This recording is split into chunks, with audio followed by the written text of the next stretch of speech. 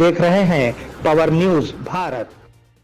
वजीर आला रेवंत रेड्डी का दिल्ली दौरा दूसरे दिन भी जारी है। उन्होंने हाल ही में मरकजी वजीर जेपी नड्डा से मुलाकात की। उन्होंने रियासत में यूरिया और खाद की किल्लत पर तबादला ख्याल किया। उन्होंने तवज्जो दिलाई कि अब तक सिर्फ 2 लाख मैट्रिक टन यूरिया फराहम किया गया है और मजीद 3 लाख टन आना बाकी है। उन्होंने यूरिया के साथ खाद की जल्द अज जल्द फरहमी का कहा। वजीर आला रेवंत रेड्डी जल्द ही पीयूष गोयल से भी मुलाकात करेंगे। वाईएस जगन ने अपने वालिद के यूम पैदाइश पर खिराज अकीदत पेश किया। एपी के साबिका वजीर आला वाईएस जगन ने आजहानी लीडर उनके वालिद वाईएसआर को उनकी 76वीं यूम पैदाइश के मौके पर अडुपला पाया के वाईएसआर घाट पर खिराज अकीदत पेश किया।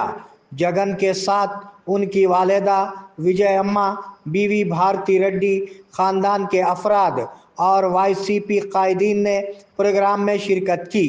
खिराज अकीदत पेश करते हुए जगन ने वाईएसआर की खबर पर हाथ रखा और अपने वालिद का आशीर्वाद लिया।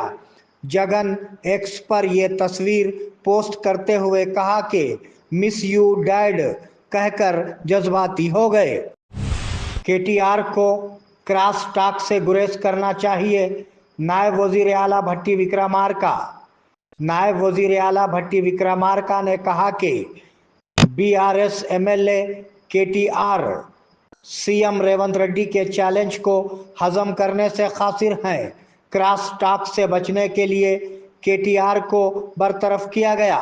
उन्होंने तनकीद की कि बीआरएस को मुस्तकबिल में डिपॉजिट नहीं मिलेगा। उन्होंने केसीआर को चैलेंज किया कि वो असम्बली में मसले को हल करने के लिए बहस में आए। वो गोदावरी और कृष्णा के पानियों पर बातचीत के लिए तैयार हैं। केटीआर दूसरी बेंच का तालिब इल्म है। टीपीसीसी वर्किंग प्रेसिडेंट जग्गा रेड्डी। टीपीसीसी के वर्किंग प्रेसिडेंट जग्गा रेड्डी ने कहा है कि उनके तजुर्बात के मुकाबले में केटीआर सिफर है। उनके पास सीएम को चैलेंज करने की सतह नहीं है। केसीआर और रेवंत रेड्डी फर्स्ट बेंच के तालिब इल्म है। केटीआर दूसरे बेंच के तालिब इल्म है। अगर उनके वालिद ने उन्हें एमएलए की सीट दी तो वो बराह रास्त जीत जाते।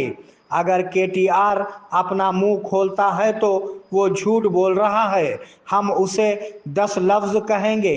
अगर वो ये कहना बंद नहीं करते हैं तो हम उन्हें रोकेंगे।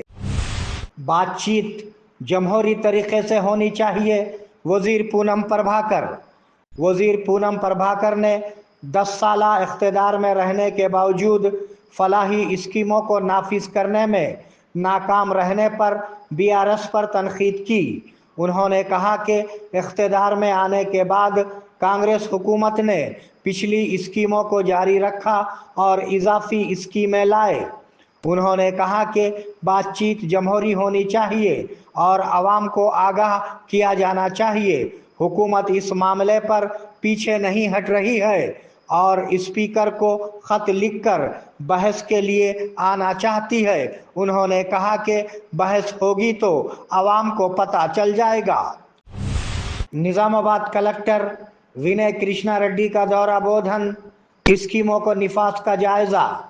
निजामाबाद कलेक्टर विनय कृष्णा रेड्डी ने तजवीज़ पेश की कि हुकूमत तरक्याती प्रोग्रामों और फलाही स्कीमात पर अमलावारी को तरजीह दे। आज उन्होंने बोधन म्यूनसिपालिटी का दौरा किया।